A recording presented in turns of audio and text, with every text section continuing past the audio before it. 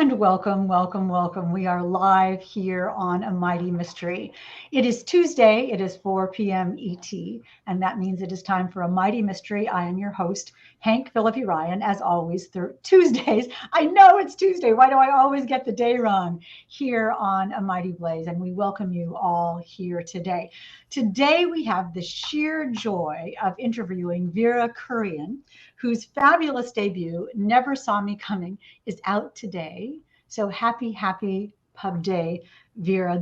I absolutely love this book. It is so Thank you. sinister and so dark. And I have to say that it kind of, from time to time, made me laugh out loud. And that is quite a juggle. Let me quickly say that we do have a giveaway. As always, here on A Mighty Mystery, we are giving away a copy of Never Saw Me Coming by Vera Kurian without Hank's bookmarks in it. You will have your own pristine copy. Welcome, Vera, and happy pub day. What are you doing to celebrate? I spent a lot of today on the internet, and then after this interview, I'm going out to a nice dinner and probably have some bubbly. The idea of celebrating, we were talking about this, is so important. I mean, this is your debut novel, and this is something that happens to you, no pressure, just once in your life. Mhm. Are you having a good day? Are you realizing, with all the buzz and all the wonderful reviews, how great this is? Yeah, it feels to be honest really surreal. Mm. So I think it might not hit me for a few more weeks, but I've been working towards this for so Sure, long that to sure. have it finally come, it sort of feels like, oh, this isn't actually happening, is it? I It know feels when you more real when you're holding it, like there's a book physically right there. and your first book, and that's amazing. And when the box of books, oh, I'm a little distracted because when I look over here, I look at the comments. This is what I'm doing when I look over here. And if you will look at the comments too, Vera, I mean, there's Christina Powers is saying happy pub day. Catherine Hollum is saying congrats on the release. Carla Suto, hi from Alabama, congratulations. Gail Rosenfeld, happy pub day. And Nisa and Carla and everybody is just showering you with applause. So I want you to make sure you look at those comments because that is something to remember as well. Let me quickly say, speaking of comments, if you have just joined us for the first time on A Mighty Blaze, on A Mighty Mystery, we're talking about Never Saw Me Coming by Vera Kurian, the brand new Day of Pub Day debut novel. A Mighty Blaze was started by the powerhouse couple team of the fabulous Jenna Blum and Caroline Levitt at the beginning of the pandemic, as I said, to sort of keep us together and bring us together and have us learn about new authors and new books and keep us talking and keep the writing and reading community together during this really terrible time. And, it's been going on for more than a year now, which is Yeah. completely crazy, but we will be blazing along even when the pandemic is over. So we are pleased to have Vera Kurian here today. And let me take 2 seconds to formally introduce Vera to you. Vera Kurian is a writer and scientist and a PhD in social psychology based in Washington, D.C. Her new book, her debut, Never Saw Me Coming, is out today from Park Row Books.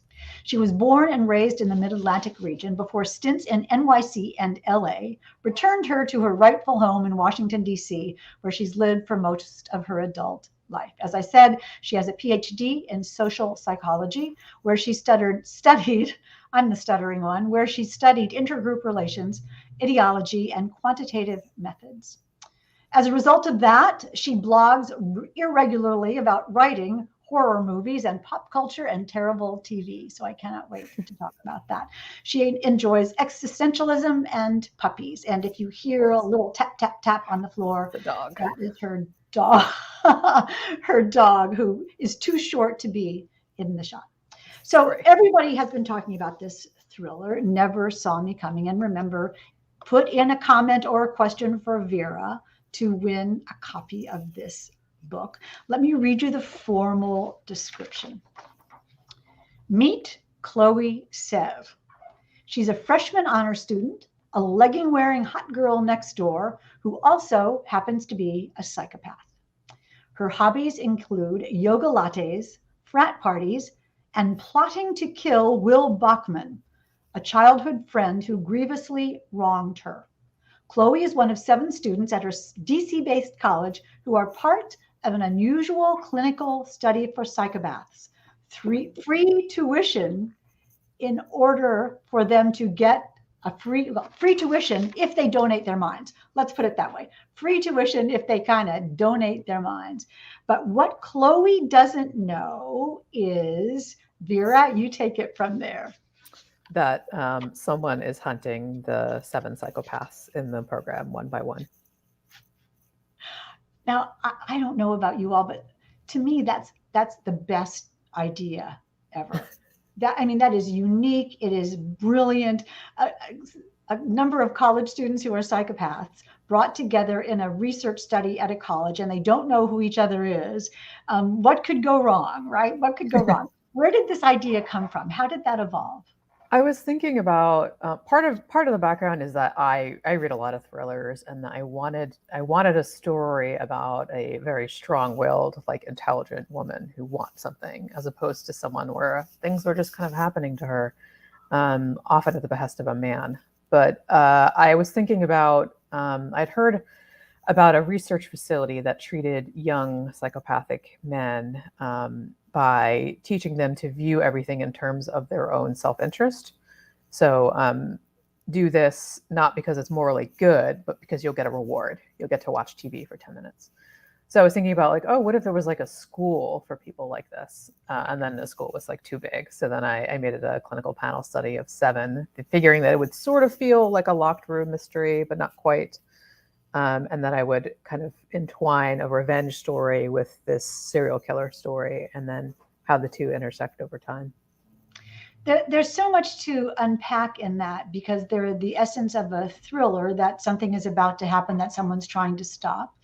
In this book, one of the protagonists may or may not be the bad guy, and that's an interesting situation. You also say that it's sort of this bizarre elite group of people who don't necessarily know each other initially. In a group of, quote, normal people, this group of psychopaths is sort of unleashed on it. What is a psychopath? And because I was so impressed by how you carefully and sort of respectfully talked about that.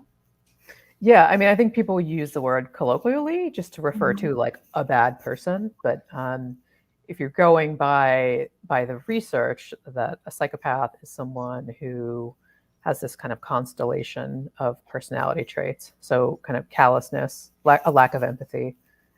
They don't feel fear. They have a sort of superficial charm. They often have narcissism, and they often have a parasitic lifestyle. So I think I said recklessness, but that should be in there too, like an impulsiveness. So that is a constellation of things, but that doesn't mean that every person that has it is going to be exactly the same. So one thing I wanted to be true in the book was that every single psychopath would be completely different.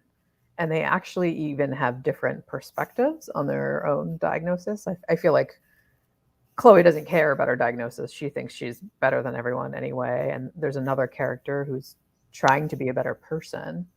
And then I think there's another character who just like doesn't even care about their diagnosis at all. So I did want to treat it fairly and respectfully, although I do think that all of the characters are still, I think at least, they're still kind of charming and likable, even if they do terrible things. Well, it's interesting because I think you put your finger on this, that they are likable, and one of the things is so kind of relatable, because it made me think about people that I know in a different way, and I took those characteristics that you talked about, being charming and being charming for a reason, having no filter in what they say. There's a sort of a coolness of being taking risks, but then there's an arrogance and narcissism of thinking that you're just capable of anything, and it doesn't matter what you do because it's good, because it's for you. Yeah, and I think that's one of the reasons that Chloe is kind of appealing, particularly to female readers, is that she kind of goes against what we're told as women is to be modest. Well, she's narcissistic, so she's not modest, and she's very sexually open, as opposed to being, pure or something.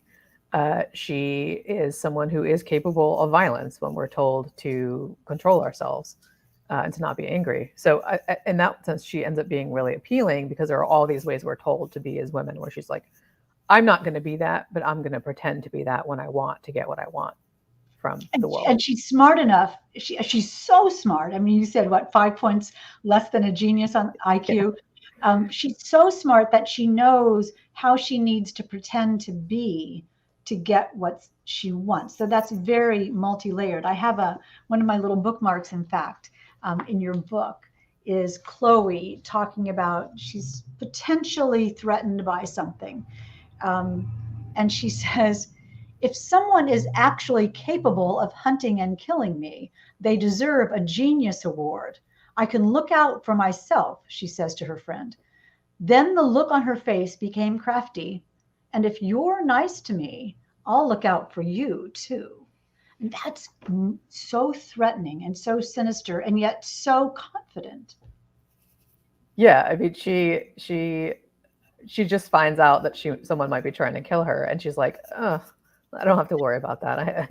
But like I can take care of you."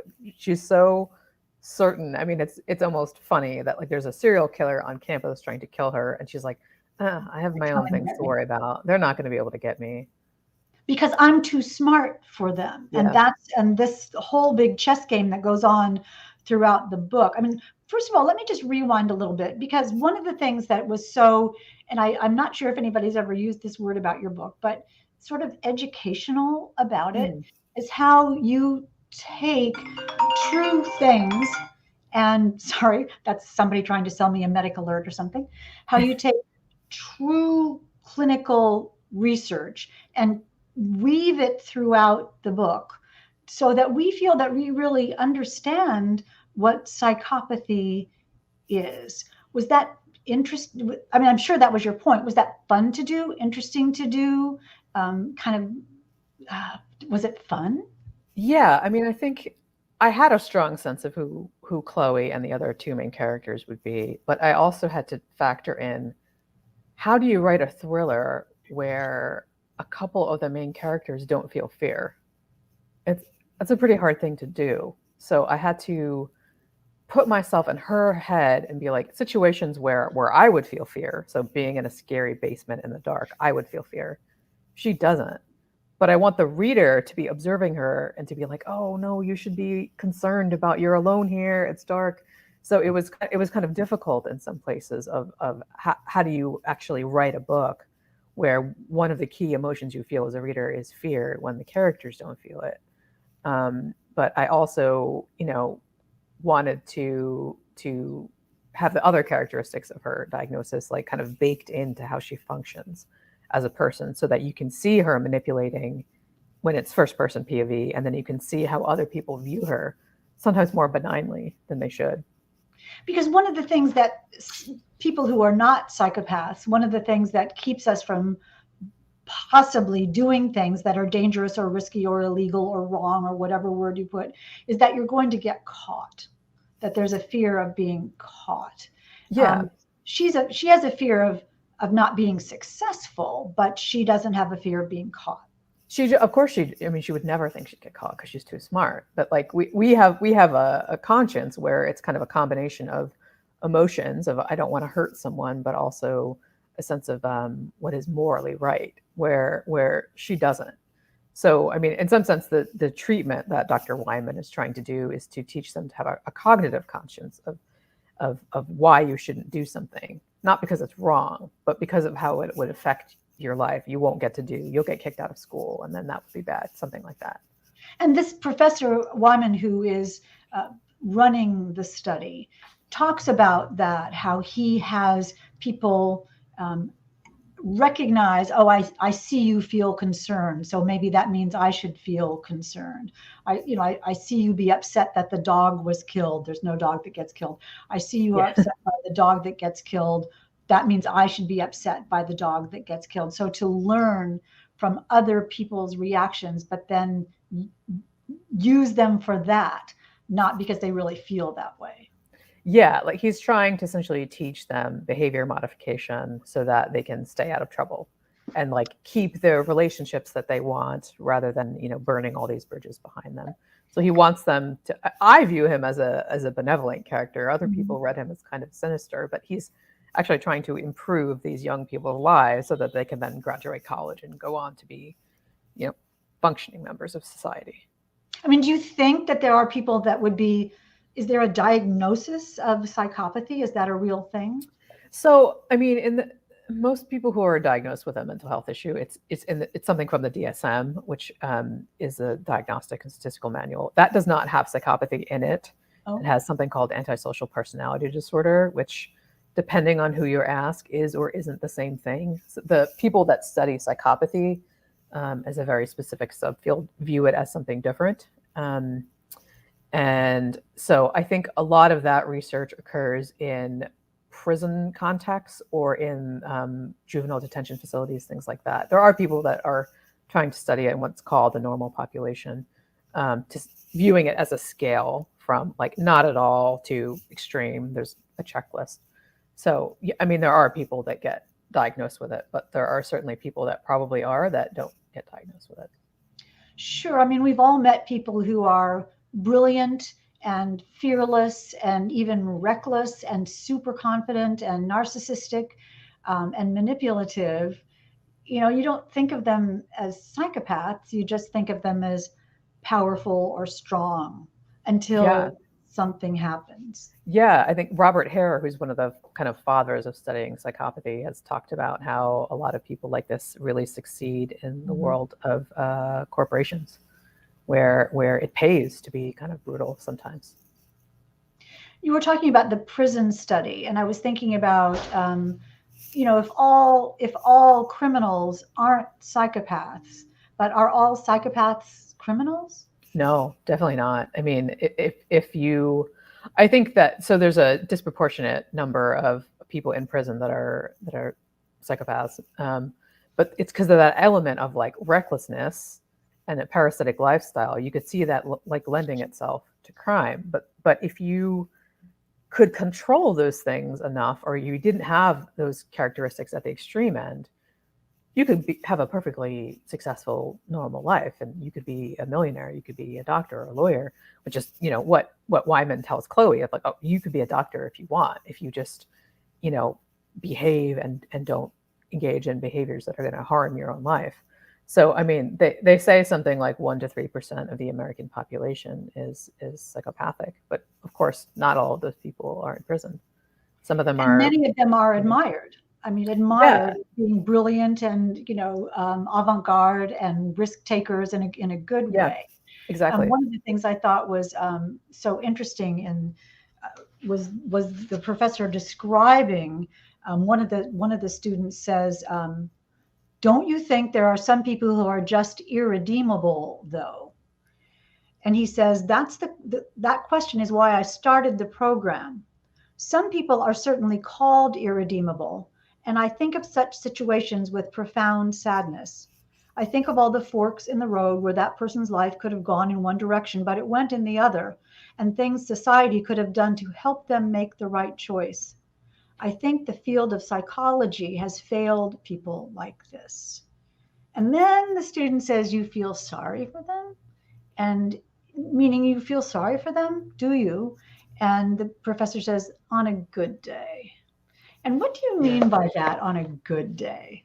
I think it's probably, I mean, I think Wyman is a very like tender-hearted person. Like he's really trying to do a good thing. But Wyman is the person briefly for the people who just came. The doctor, yes. The doctor, the professor who running the study and Never Saw Me Coming, who is the one who is studying the psychopaths and has brought them together and has kept them apart. I mean, initially in the study, they're not supposed to know who each other is. And he is carefully sort of treating, training, understanding, researching their brains to see how they'll react and what they'll do. So you were saying that to you, he's a sympathetic character. Yeah, and the comment of like feeling sorry for them on a good day, I think it is a really difficult population to work with. If you read some of these articles where of people interacting with prison populations of people that have this, sometimes it's just a very glib con man who tricks you over and over, and one more time you believe them, and then you find out that they've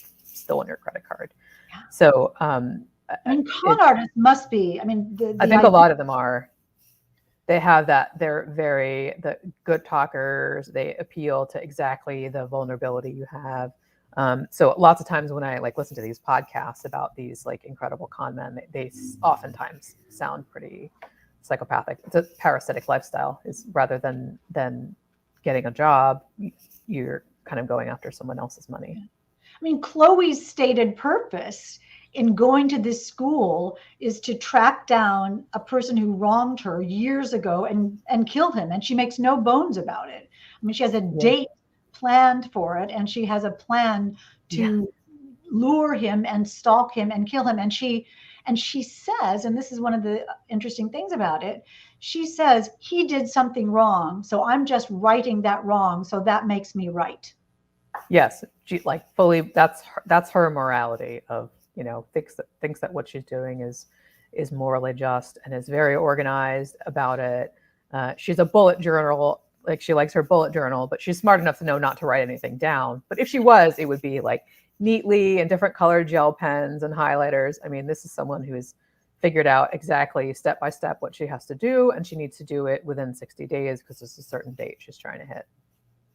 And yet, and I won't say anything about whether she succeeds or not, obviously, or what happens in the book, but I will say that I just kind of admired her. She's funny, she's smart, she's driven, she's really resourceful. What was it like to write her? I mean, it's so voicey, Vera. It's very Her voice is so fabulous. What was it like to write her? She's really fun to write, and I more often write in a close third, but I knew I wanted this to be in first person. And then initially when I started writing it, she wasn't supposed to be funny, but because she's kind of shallow and judgmental, she kept saying snarky things that were funny. So then I just like went with it. But she is, I still reading back the book, end up laughing at things she says. She uses a certain diction when she talks. And she's just so bombastic and ridiculous, and that she's just really a really fun person to write. And I do like that I wanted a character who was driven and smart, and like if she asks someone a question and they give a half answer, she's going to ask 3 follow-up questions rather than just kind of vaguely letting it go. So she's a character who's going to fight back. And this is sort of referring to what you were saying earlier in our chat, is that she's a woman who doesn't just react to things, or doesn't, leave a sentence half finished, or see what's going to happen. She's the driving force of this story. And she can pivot. You know, there's a great scene where someone walks in on her in a very compromising situation, and she just instantly pivots to how can I control this situation, and that sort of nimbleness. Well, talking of nimbleness, I think you're such a nimble writer in this, because one of the ways that I think you so brilliantly portray this psychopathy is that you have these conversations where the people in the study are reacting to the thing that a person who isn't a psychopath wouldn't react to, sort of reacting to the wrong thing. One moment that I remember, without having to go read it, is someone says, "Do you think a tenured professor would be a murderer?" And the person says, "What does tenure have to do with it?"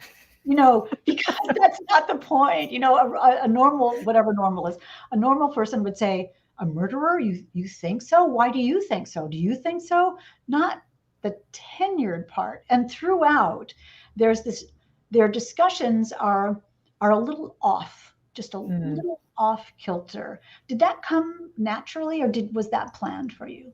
I think part of it was kind of the thinking about what would it be like if you were a psychopath and you were in love with someone and you weren't having the right emotional response to something they were reacting to, and you're like, uh-oh, I have to say the right thing, or they're gonna think that I'm bad or wrong somehow. Think of how that would feel if you really did love that person. I just think psychopaths are capable of loving people. I think that's true. So I mean, that would be really distressing. I think that you are not connecting with people sometimes on some Mhm. fundamental emotional level. So that's the sad side of it. I mean, the other side of it is that sometimes the kind of ridiculousness of the people interacting with each other, of some of the characters in the book are getting into kind of ridiculous fights when they should be focusing on other things, which was just sort of like funny. That, and I kind of enjoyed when you had the three main characters interacting with each other, was just like, that was the most fun. Well, then that's exactly, I totally agree with you, because the idea of the sort of meta layer of having two psychopaths talking, and then they're each thinking, what should I say to get what I need? Yes. And the other one is thinking, well, she would say that if she wanted me to do that because she's a psychopath. So that means she's probably lying about that. Or maybe she isn't, because she thinks that I would think she was lying, so she's not going to Right. be lying. So they're second guessing each other throughout. And it's hilarious and sad, but so clever on your Yeah. part to write it that way. Yeah, I actually mapped out every single scene and what each person's motivation was, and made sure that that was apparent in their exact dialogue and how the other person's responding to it. And it's kind of like that, like the in the Princess Bride, the poison game, where I think you think you're going to do this, so I think that I have to do the reverse of that, like that kind of like chess game.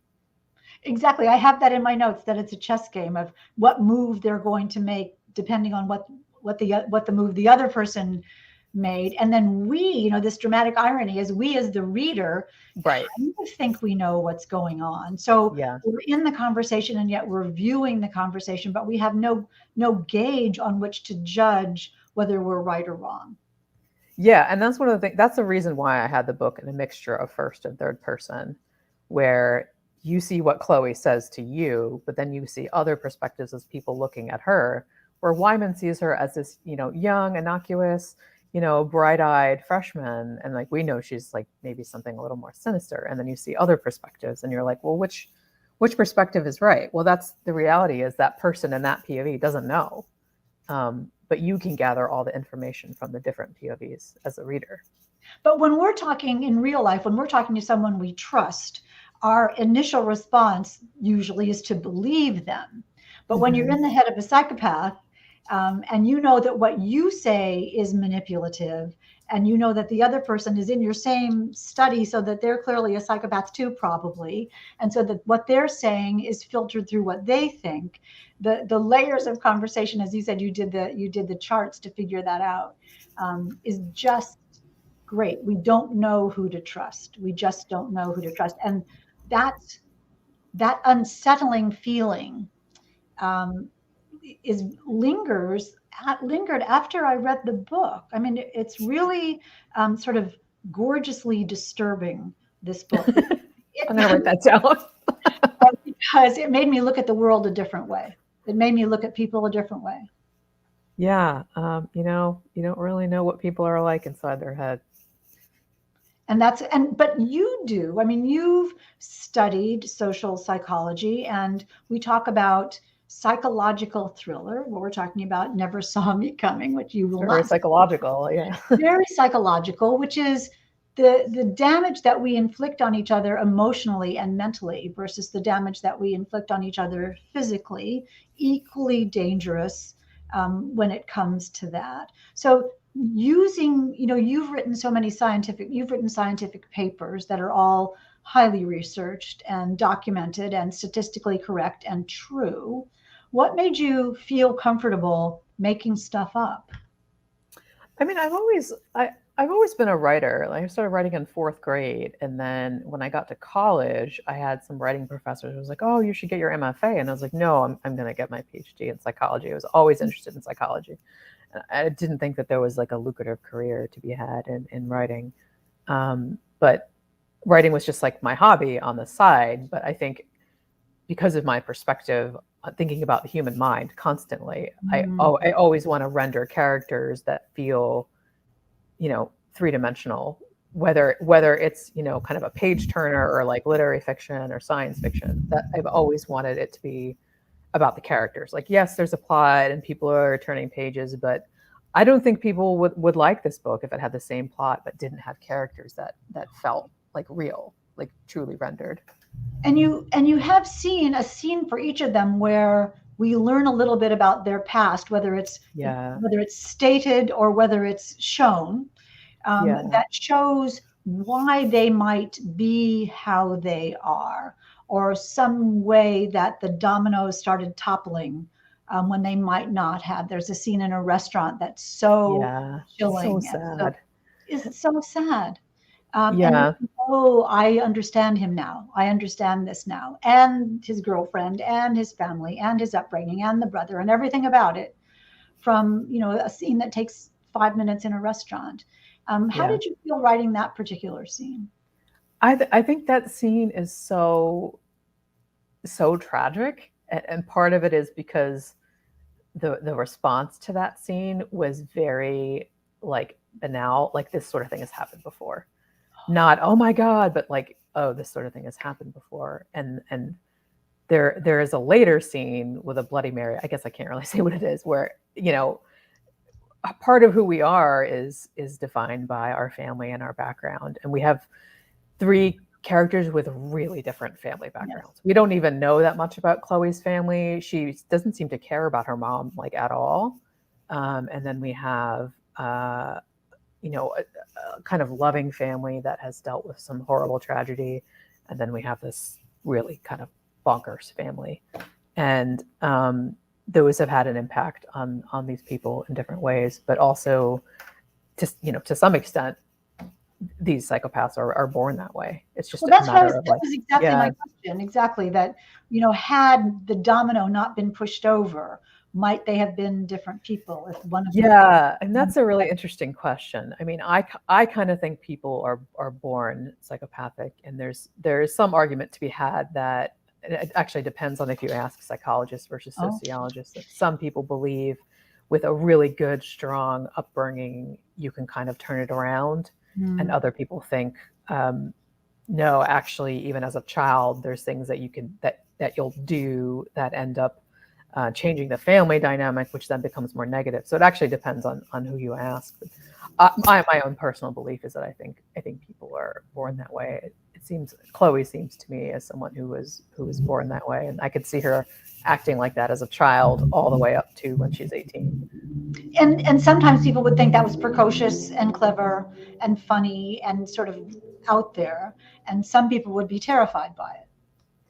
Yeah, I mean, to think of Chloe as a small child is kind of terrifying. Or to think of her being your teenage daughter, like, oh man, I would not want her to be my teenage Yeah, you daughter. would not that. You would not want that because No. she would be smarter than you. I mean, Yeah. the college, Adams College, that where this fictitious college where this takes place. How did you? Let me just say this. I'm always asking my editor, how would a college person say X, Y, and Z? Or how would a 20 something Mm. refer to a friend? Because I'm just too old for that. How did you make Yeah. college be so authentic? So I feel like I'm, I'm sure some of I feel like the way the dialogue is probably closer to how I sounded in college than how kids today in college now sound. And I definitely didn't want to try to like copy modern slang because it would just sound like an old person trying to sound cool. So the one thing I kind of did need to confer with younger, cooler people about is Instagram and Snapchat, which previous to a month ago, I'd never been on Instagram, and I was like, "Well, if you DM someone, can they see it? And what is this?" I had to ask about that because clearly Chloe would be someone who is obsessed with her Instagram. So I did have to research that a little, but I think the way the characters talk, is very much informed by like how I talked with my college friends 20 Well, it years seemed ago. authentic to me. What do I know? It seemed incredibly authentic to me with the RAs and the cafeteria and the students swiping Yeah. cards and the classroom situation. Speaking of classroom, and this is a little rewindy, and I know we're coming up to our time for questions, and we do have some from our audience. But another thing I love, I could go on about this, was the tests that the research subjects were given. That from time to time, the research subjects would have to go in and answer certain questions. Are those real tests that the students were given? The mood logs, or the ones when they go in the one when they go into the computer and say, there's a person tied to a.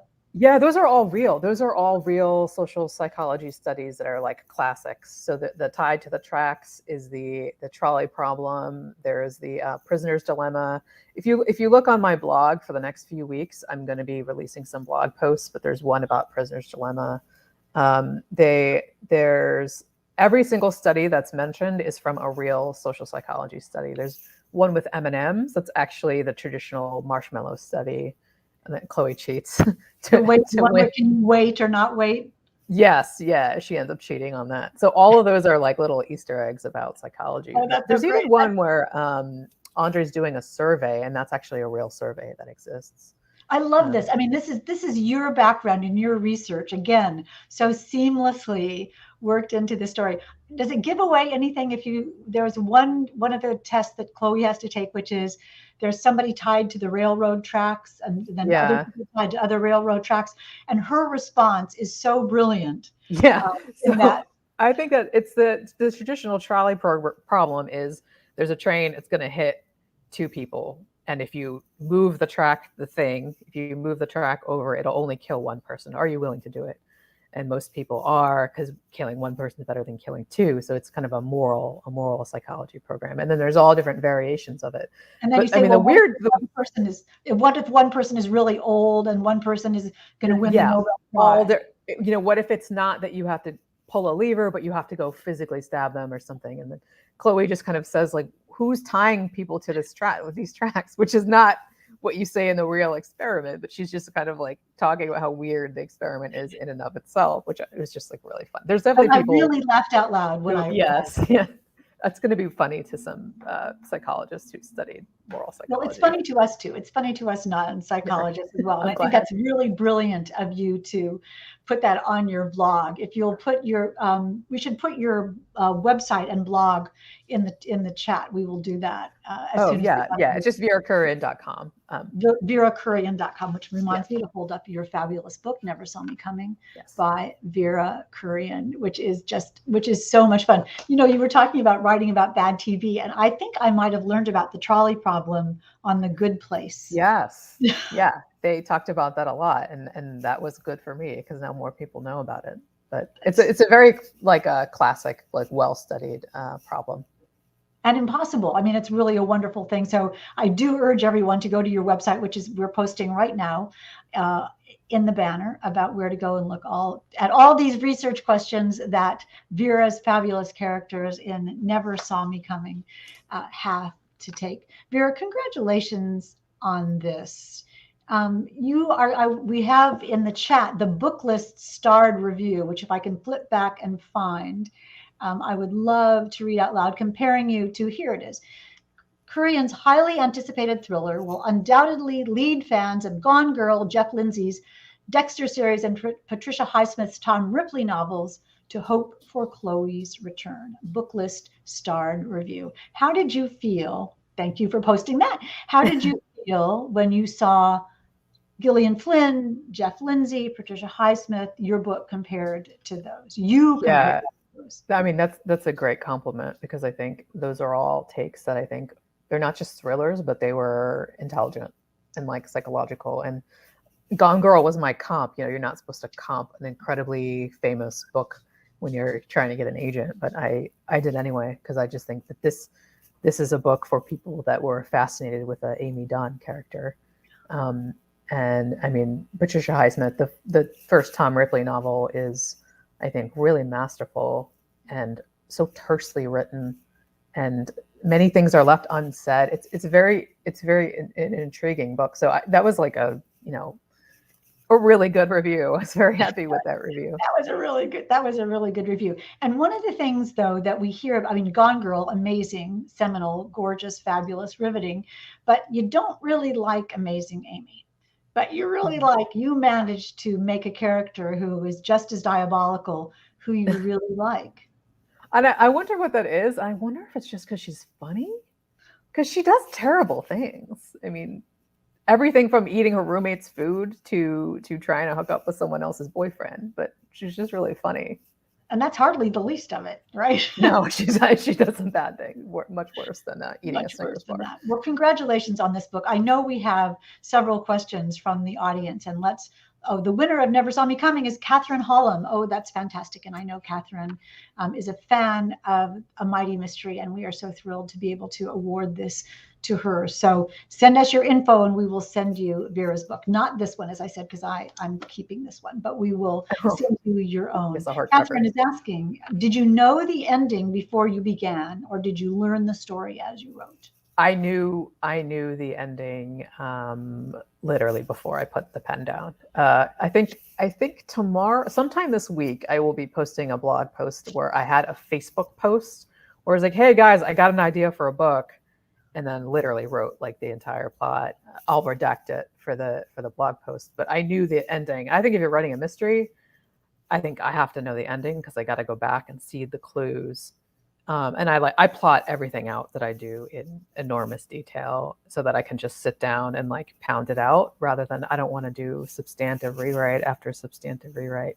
So I'm definitely like very, very organized when I'm plotting a book.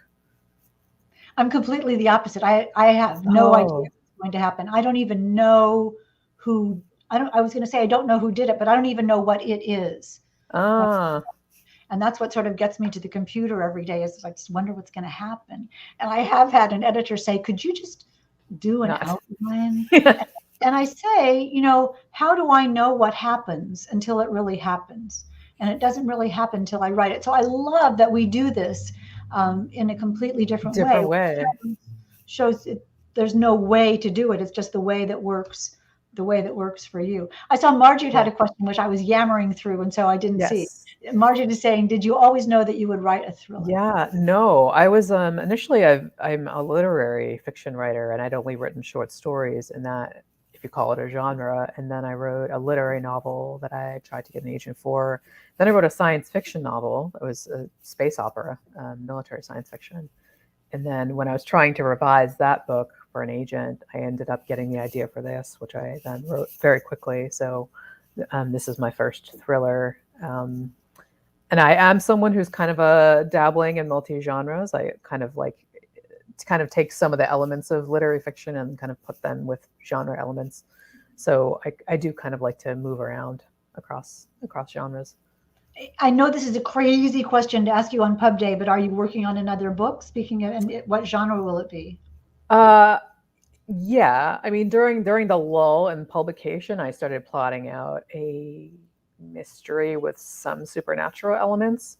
It's not a thriller because it doesn't have that like rapid pace, but it's a mystery.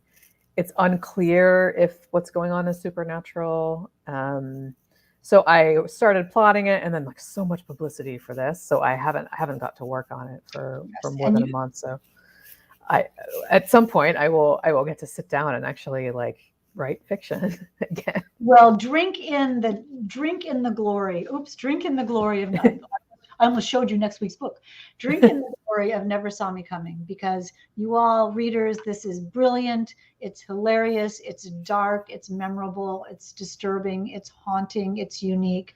Please do not miss Never Saw Me Coming by Vera Kurian. Vera, congratulations. I mean, fascinating to hear you talk. And yeah, thank you. That you came today. Yeah. It's been great. I'm really enjoying this conversation on lunch day. Well, I have too. I love your book. So we're out of time. A Mighty Blaze is saying a big blazing thank you to our mystery guest, Vera Kurian. And I want you to go look at the comments when we're done, because there is a lot of approval and a lot of joy and a lot of admiration and celebration for your wonderful novel, Never Saw Me Coming. And we are thrilled that you are here today. Gail is saying, thank you both. We are glad that you are here today, Gail. Next week, very quickly, next Tuesday at 4 p.m. ET, look who we have, Lisa Jewell. The Night She Disappeared, her brand new book. And if you love thrillers and love psychological thrillers, Lisa Jewell has been writing since the late 90s, and every book she writes is absolutely spectacular. So we will talk to her next Tuesday at 4 p.m. And today, again, the fabulous, which is not letting me pick it up, the fabulous Never Saw Me Coming by Vera Kurian. Vera, congratulations, and thank you for being here today. Thank you. Thank you for having me. And thank you for coming. Oh, we loved it. Thank you all. And we will see you next Tuesday right here on A Mighty Mystery at 4 p.m. ET. Till then, keep reading and see you soon. Bye.